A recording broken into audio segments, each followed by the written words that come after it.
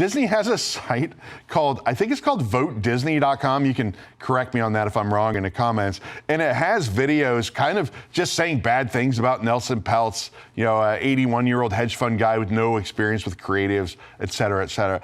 The Blackwell's bid for board seats is interesting too, because they also kind of go after Nelson Peltz a little bit.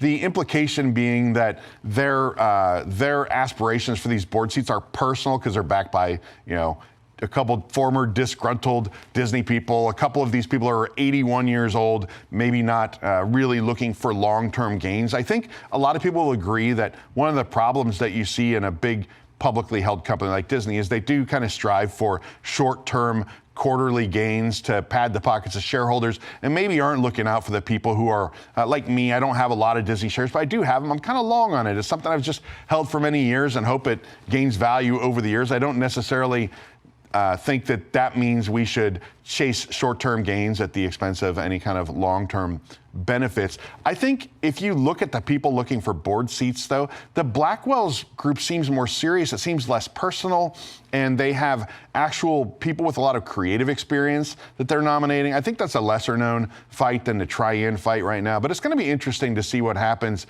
You know, the Try-In group went out of their way actually on their website to say that this is not personal against Bob Iger. They want to work with Bob Iger. It's, you know, some of these other board members that they're going after are people that have experience with like wealth management or foreign relations and not really experience that's pertinent to the long-term success of the company.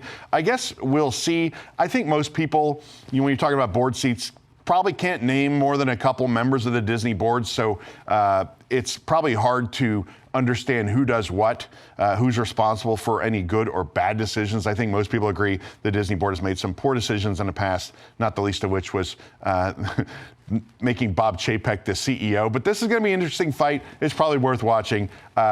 I know that most people probably don't care about my opinion, but some people said Eric never has an opinion.